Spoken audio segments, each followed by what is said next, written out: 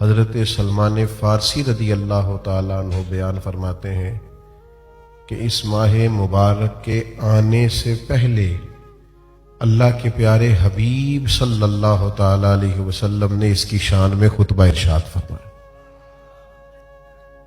آپ اس کی غیر معمولی عظمت کو دیکھیے کہ حضور اس کے لیے خطبہ باقاعدہ شعبان کے آخری دن حضور نے خطبہ ارشاد فرمایا، رمضان شریف کے فضائل بیان فرمایا، گویا ذہن سازی فرمائی لوگوں کی کہ تمہارے پاس ایک بابرکت، ایک عظمت والا، شان والا، بلندی والا مہینہ سایہ فگن ہو رہا۔ آپ دیکھیے یہ وہ ماہ نور ہے جس کا نام اللہ نے قرآن مجید میں بیان فرمایا، شہر رمضان الذی انزل فیہ القرآن، فرمایا رمضان کا وہ مہینہ ہے جس میں ہم نے قرآن مجید کو نازل فرمایا۔ یہ بہت بڑی عظمت کی بات ہے کہ اللہ کی وہ آخری اور لاریب کتاب جس میں اللہ تعالیٰ نے تمام علوم کو بیان فرمایا، اولین اور آخرین کی خبریں ارشاد فرمائی، جس کے اندر اللہ تبارک و تعالیٰ نے کائنات کو سارا دستور دیا، جینے کا ڈھب اور سلیقہ سکھایا، وہ عظمتوں والی کتاب بھی اللہ نے ماہ رمضان میں نازل فرمائی۔ مسلمانوں کے ساتھ یہ ہوا ہے کہ جن چیزوں سے ان کی بہت شناسائی ہو گئی ہے اور جن کی فضیلتیں عام بیان کی جاتی ہیں اور ہر سال ہی عنوان رہتی ہیں، وہ محسوس کرتے ہیں یہ بات تو پچھلے سال بھی مولانا نے بتائی تھی، یہ تو پچھلے سال بھی ہمارے سامنے بیان ہوا تھا۔ یاد رکھیے گا جس چیز کو بار بار بیان کیا جاتا ہے یہ بھی علامت ہوتی ہے کہ وہ کوئی بہت بڑی چیز ہے، جس کا بار بار تذکرہ کیا جائے وہ بھی اس بات کی علامت ہے، کوئی بہت عظمتوں والی چیز ہے۔ دیکھیے کسی جگہ سے کسی شخص کو پرافٹ ملتا ہو، نفع آتا ہو تو لوگ دوڑ کے نہیں جاتے، بلکہ ہمارے ملک میں تو رواج ہے کہ کوئی ایک کاروبار چل جائے سارے وہی شروع کر لیتے ہیں۔ یہ کچھ سال پہلے نا سی این جی اسٹیشن وہ چل گئے تھے تو کلومیٹر کے فاصلے پہ سی این جی اسٹیشن کھول گئے تھے۔ کوئی ایک کام چل جائے، پتہ چل جائے اس میں نفع ہے تو سارے شروع نہیں کر لیتے۔ بھائی اگر کسی شخص کو پتہ چلے کہ فلاں چیز کے اندر بڑا نفع ہے، بڑی برکت ہے، سارے وہی سٹارٹ کر لیتے ہیں، تو اگر کسی کو پتہ چل جائے نا کبھی کہ رمضان میں کتنی برکت ہے تو یہ میں نہیں کہتا، یہ ذرا نبی رحمت علیہ السلام کا ارشاد سنیے گا اور ذرا اسے سمجھیے گا، اس پر غور کیجیے۔ یعنی رمضان کی ساری فضیلتیں حضور نے خود بیان فرمائی، یہ بھی بیان فرمایا کہ رمضان میں اللہ نفل کا ثواب فرض کے برابر دیتا ہے اور فرض کا ثواب 70 گنا بڑھا دیتا ہے۔ نبی پاک علیہ السلام نے یہ بھی فرمایا کہ جو ایمان اور احتساب کی نیت سے اس ماہ مبارک میں قیام کرے گا اس کو اللہ تعالیٰ بڑی فضیلت دے گا کہ اس کے پچھلے سارے گناہ معاف کر دیے جائیں گے۔ یہ ساری شانیں بیان کرنے کے بعد جو ایک جملہ حضور نے ہمارے ذہنوں میں چھوڑا ہے نا، جو ایک بات، اس کو سمجھیں، اس پر غور کریں۔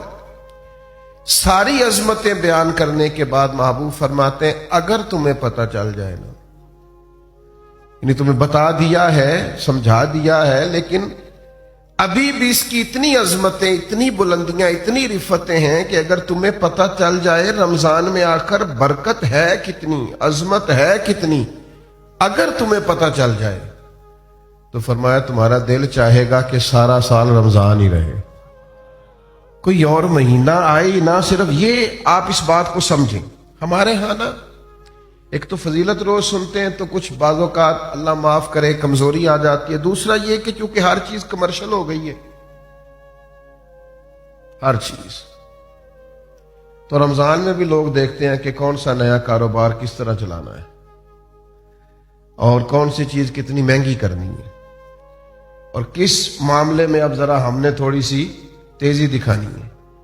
خدا کے بندو یہ تو عبادت کا مہینہ ہے، تو اللہ کو راضی کرنے کا مہینہ ہے۔ آپ یہاں بھی دیکھ رہے ہیں کہ اب مثلا کون سی چیز زیادہ بکے گی تو وہ میں پہلے سے سٹارٹ کر لوں گا تو کیا بنے گا، اور رمضان میں وہ میں کیسے بیچ سکتا ہوں اور کیا خرید سکتا ہوں۔ جہاں آسانی کرنی چاہیے تھی وہاں بھی لوگ سمجھ سے بالا تر کام کرنا شروع کر دیتے۔ تو اس ماہ مقدس میں، اس ماہ نور و سرور میں تو زیادہ سے زیادہ عبادت کرنی تھی اور اللہ کے بندوں کو آسانی دینی تھی، لیکن لوگ توجہ ہی نہیں کرتے، غور ہی نہیں کرتے۔ تیسری بات جو اس ماہ مقدس میں ہمیں بڑی سمجھنی چاہیے، ایک تو فضائل پر غور کرنا چاہیے، دوسرا اس کو کسی صورت بھی کمرشل نہیں بنانا چاہیے کہ اب بھلا میں اس میں کیا کما سکتا ہوں، کیا لے سکتا ہوں، کیا پرافٹ آ سکتا ہے۔ یہ معاملہ تھوڑا سا نا تکلیف کا باعث بنتا ہے۔ بعض اوقات آزمائش ہوتی ہے کہ یار ہم ہر چیز کوئی اب اس طرح کا بنا لیں گے۔ تیسری بات بنیادی رمضان شریف میں جس سے پالا پڑتا ہے اور جو سمجھنے کے لائق ہے، رمضان میں آخرت کی تیاری کرنا زیادہ ضروری ہے۔ یہ ایک خاص بات ہے جو ہمارے اندر عام ہو گئی ہے، اس پر آپ نے توجہ کرنی ہے۔ رمضان میں آخرت کی تیاری کرنی، اور ہر عشرے کی اپنی فضیلت ہے، آخری عشرے میں سب سے زیادہ آخرت کی تیاری کرنی۔ ہم نے رمضان میں آخرت کی تیاری کرنی تھی، ہم سارا رمضان عید کی تیاری کرتے رہتے ہیں۔ کئی دن گزر جاتے ہیں بازاروں میں کپڑے خریدتے، پھر کئی دن گزر جاتے ہیں ڈیزائن پسند کرتے کہ سلوانا کون سا ہے، پھر یہ کہ 3 دفعہ گیا جوتا لینے۔ آپ نے سارا رمضان عید کی تیاری پہ لگا دی۔ ضرور نئے کپڑے خریدیں، ضرور نئے جوتے خریدیں، ضرور آپ اجلا لباس پہنیں، لیکن رمضان تو آخرت کی تیاری کے لیے۔ اگر آپ کا سارا وقت بازار میں گزر گیا تو آپ نے اس سے کیا حاصل کیا؟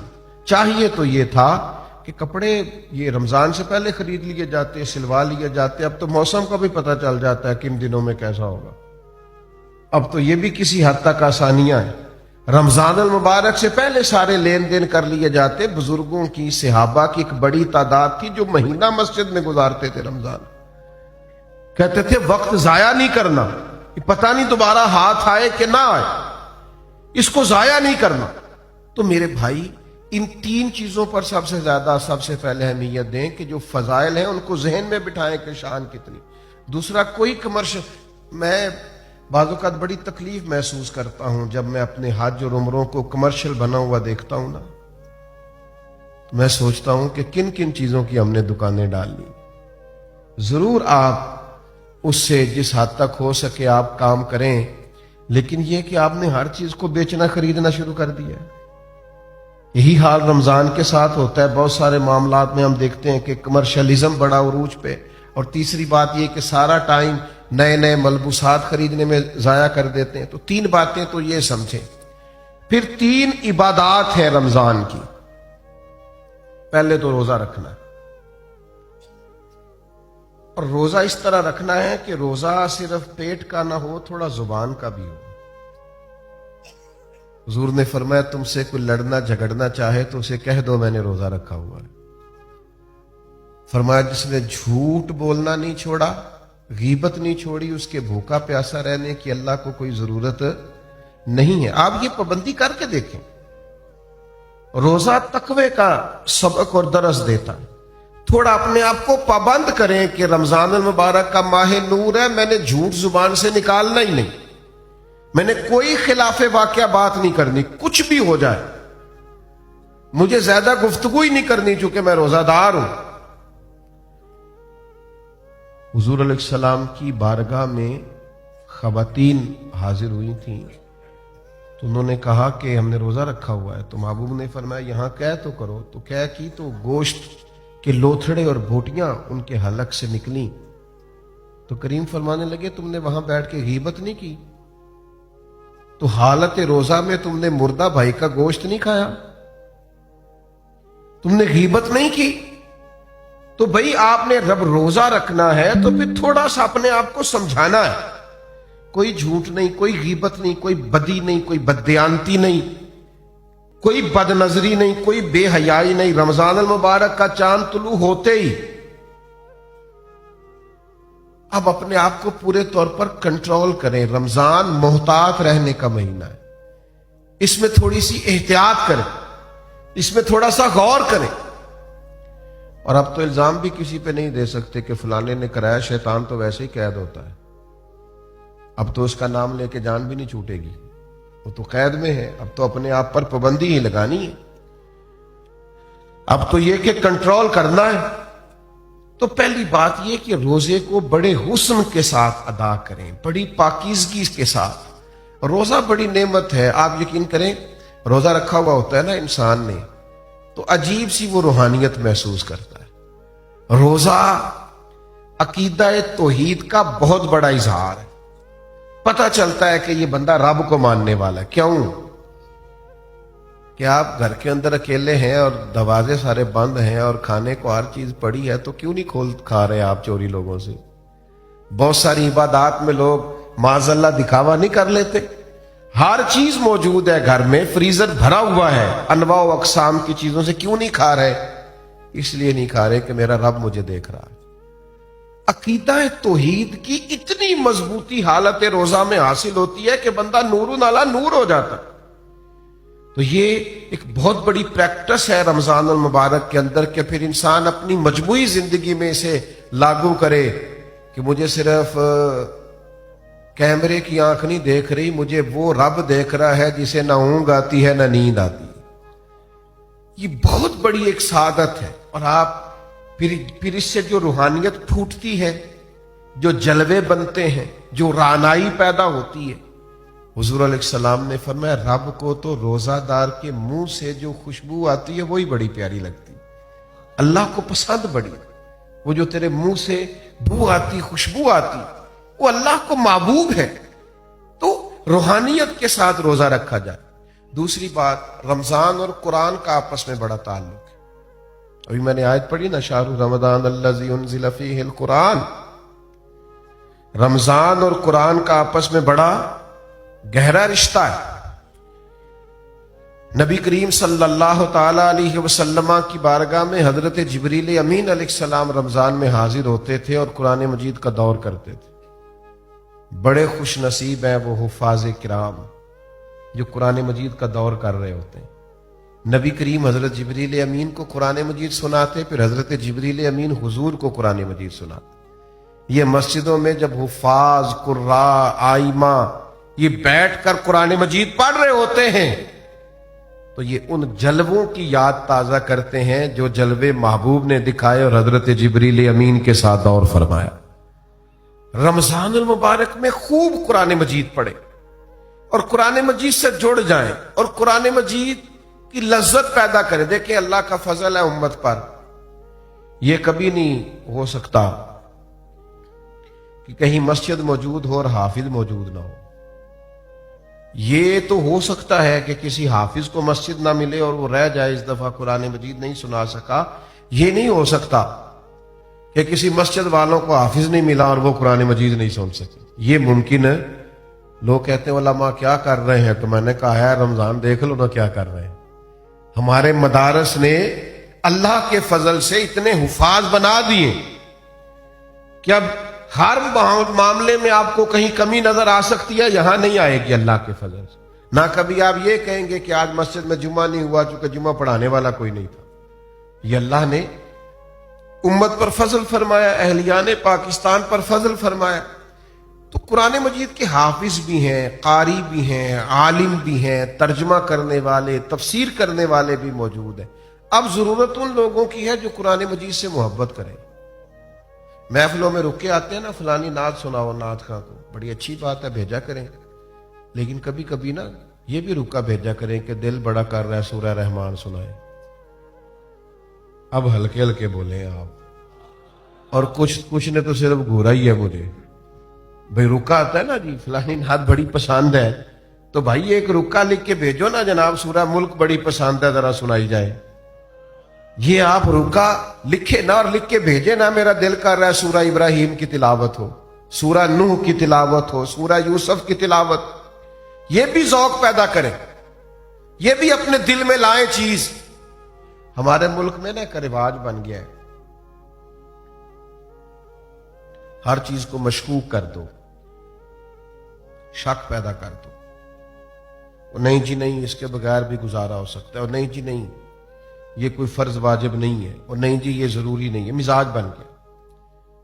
اور پھر اس طرح کے لوگ چونکہ انوکھی بات کرتے ہیں، یہ ہٹ کے بات کرتے ہیں، تو دل کو بڑی اچھی لگتی ہے، نفس بڑی جلدی قبول کرتا ہے۔ لوگ کہتے ہیں وہ فلاں مولانا اتنا پڑھا لکھا ہے، وہ کہہ رہا تھا کہ کوئی ضروری نہیں۔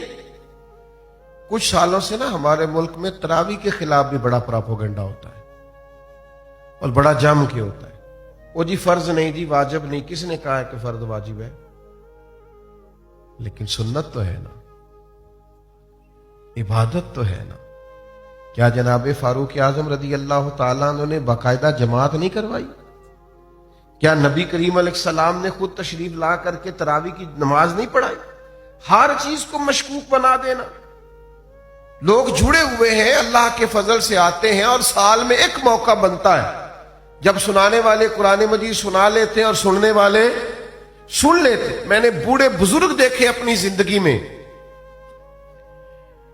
کہ ان کو دعوت دے رہا ہے کچھ شخص اور کہہ رہا ہے آج افطار میرے ساتھ کر لیں، تو وہ کہنے لگے یار میں نے نا قرآن مجید اپنی مسجد میں سننا شروع کیا ہوا ہے اور میرا آج 23واں پارہ میرا دل نہیں کر رہا، تو میں ذرا مکمل کر لوں، 27 پہ ختم ہو جائے گا تو پھر میں آ جاؤں گا. یار کتنا مزہ آتا ہے یہ باتیں سن کے، کتنا ذائقہ آتا ہے کہ قرآن مجید سے بندہ جڑا ہوا ہے، اس کی ترتیب چل رہی ہے. اور اب تو میں ایسے دوستوں کو بھی جانتا ہوں کہ جو رات کو وہ ترجمے کے ساتھ ایک پارہ دیکھتے ہیں جو انہوں نے اگلی رات سننا ہوتا ہے، وہ دن بھر کہیں اس کا مطالعہ کرتے رہتے ہیں کہ پھر کچھ نہ کچھ شناسائی ہو جائے گی، رات کو سنیں گے تو مزہ دوبالا ہو جائے گا. تو لوگ قرآن مجید سے جڑے ہیں، اللہ کے کلام سے جڑے ہیں، قرآن پاک سے جڑے ہیں. اور آپ یہ ہے کہ مشورے دے رہے ہیں گھر بیٹھ کے کہ کوئی ضروری نہیں. کس نے کہا ہے ضروری ہے؟ لیکن کیا تم نے وہ محبوب کی حدیث نہیں سنی، نہیں پڑھی کہ محبوب علیہ السلام نے فرمایا رمضان اور قرآن دونوں اللہ کی بارگاہ میں بندے کی سفارش کریں گے. رمضان کہے گا اللہ میں نے اسے دن بھر کھانے سے روکے رکھا، اور قرآن مجید کہے گا مالک یہ رات کو کھڑا ہو کے پڑھتا سنتا رہا. فرمایا رمضان اور قرآن کی سفارش سے اللہ بندے کی مغفرت فرما دے گا.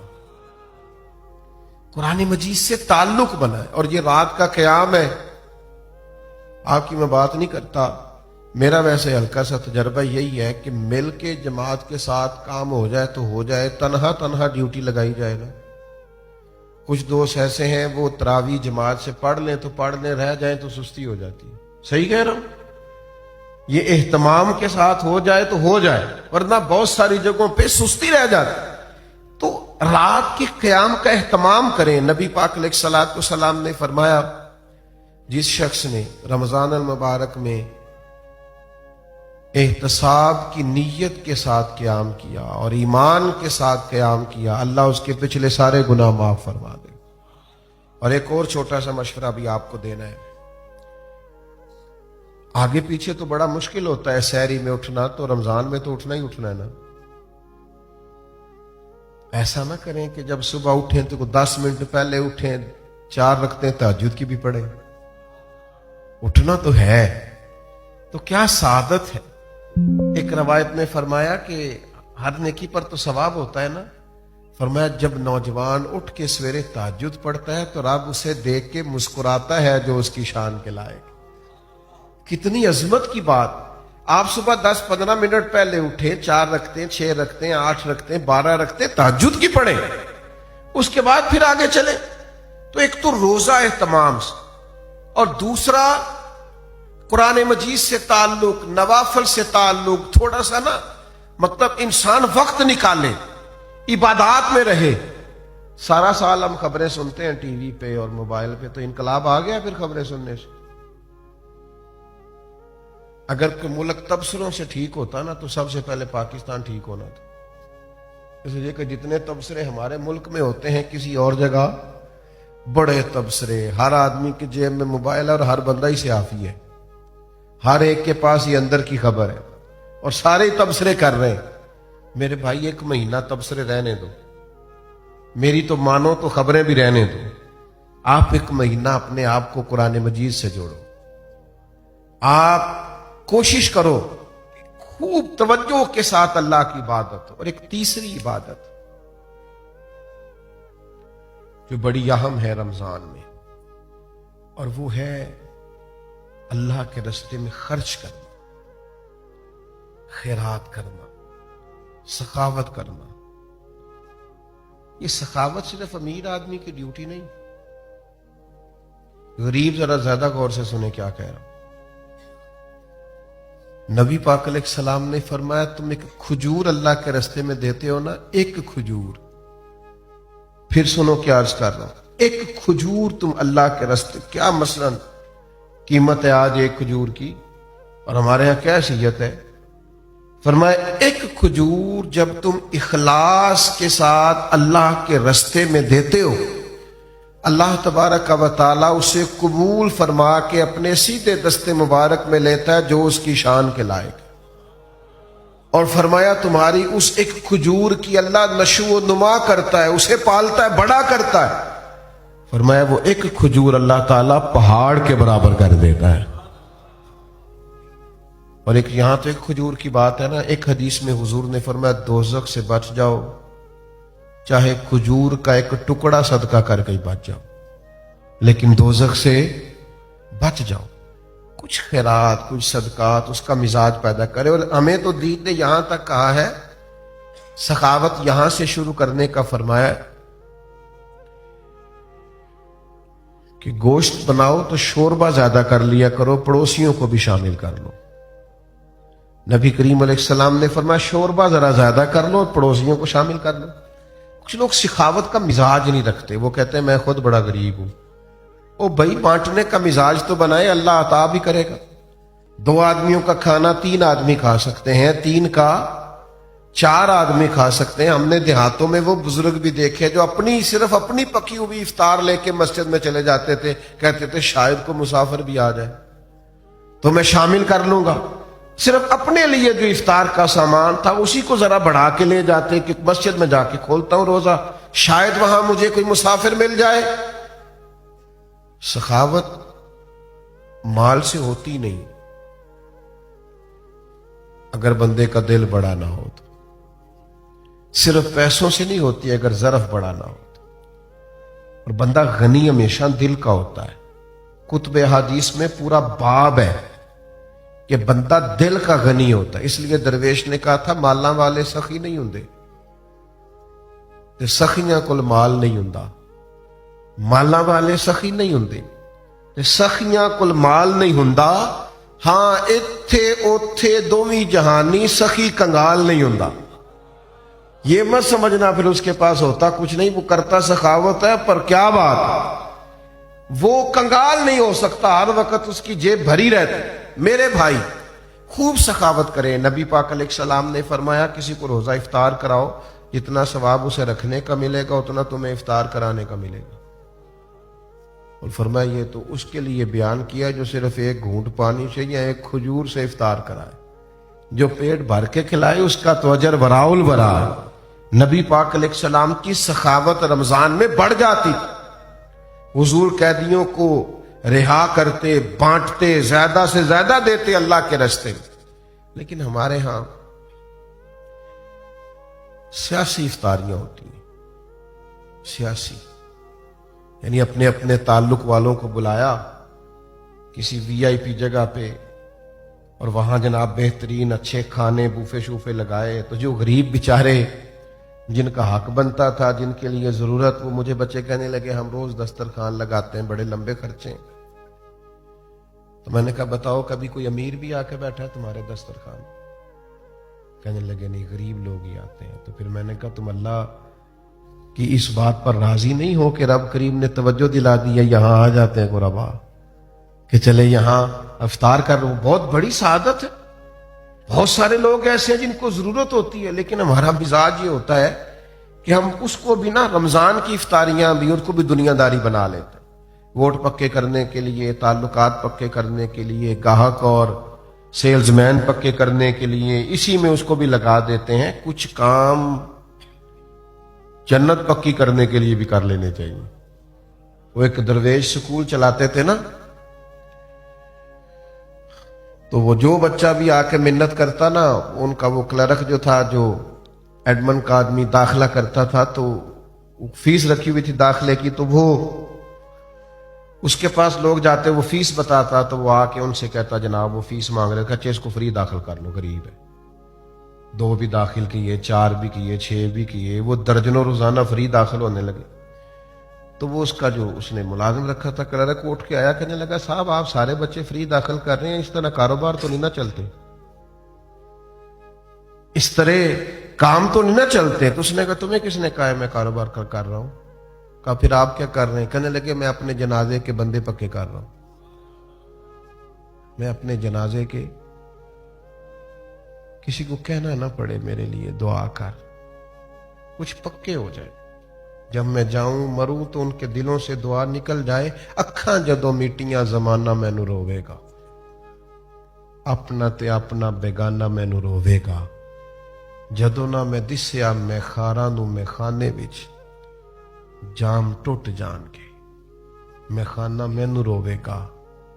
کئی لک لک رون گے تے کئی بک بک رون گے. گلیاں دا یانا تے سیانا مینوں روے گا. او بھائی آپ کچھ ایسا تو کریں کہ کچھ جنت بھی پکی ہو، کچھ جنازے کے بندے بھی پکے ہوں. ساری دنی رمضان میں بھی افطار کرانے لگے تو وہی آپ نے پکے کر لیے اپنے ووٹر سپورٹر اور سیلز مین اور گاہک. کس چکر میں پڑ گئے؟ تو میں کہہ رہا تھا کہ ہر چیز کو کمرشل نہ بنائے. یہ ماہ نور و سرور رمضان المبارک، اس میں پوری تیاری کے ساتھ داخل ہوں، پورے حسن ظن کے ساتھ داخل ہوں. ساری برکات اس کی سمیٹنے کی کوشش کریں. 3 باتیں میں نے شروع میں نصیحت کی عرض کی، پھر 3 عبادات پہ زور دیا، اب 3 گزارشات کرنی ہے آپ سے. کر لوں جی؟ چلیں جمہوری ملک ہے، آپ سارے نہیں بول رہے، کر لوں بات. ایک تو رمضان میں غصہ نہیں کرنا. مشکل کام بتا دیے. غصہ نہیں کرنا، نہ گھر والوں پہ نہ باہر والوں پہ. کچھ لوگ باہر بالکل نہیں کرتے، گھر بہت زیادہ کرتے. تو غصہ نہیں کریں، چھوڑ دیں. اس سے نا روحانیت پہ بڑا اثر پڑتا ہے. کبھی کبھی غصہ انسان کو تکبر تک لے جاتا ہے، وہ خطرناک صورتحال ہو جاتی ہے، روحانی زندگی میں بڑی تباہی مچاتا ہے. دوسری گزارش آپ سے یہ کرنی ہے کہ ماہ رمضان المبارک میں کوشش کریں آپ جن سے آپ ناراض بھی ہیں نا، اگر کچھ ایسا ہے نا کہ آپ ان کو معاف نہیں کر پا رہے تو رمضان میں کر دیں معاف، بوجھ اتر جائے گا. آپ تو معاف کر کے جائیں نا اللہ کی بارگاہ میں. آپ تو گنجائش پیدا کریں نا، آپ نے روزے رکھنے اللہ کے حضور حاضر ہونا، معاف کر دیں. یہ معافی بڑی برکت والی چیز ہے، کلیجہ ٹھنڈا ہو جاتا ہے. بدلہ لے کے انسان تنگ ہوتا ہے، انتقام لے کے اور زیادہ گھٹن فیل ہوتی، لیکن معاف کرنے سے سکون پیدا ہوتا ہے، ٹھنڈک محسوس ہوتی ہے. تیسری میری گزارش آپ سے یہ ہے، رمضان المبارک میں لوگوں کے لیے آسانیاں کرنے کی کوشش کریں. خود سے محسوس کر لیں کہ کہاں آپ کی ضرورت ہے اور آپ وہاں پہنچ جائیں. اگر آپ کہیں نماز پڑھنے کے لیے بھی جاتے ہیں تو ایثار کا مظاہرہ کریں، دوسروں کو گنجائش دے دیں، دوسروں کو موقع دے دیں.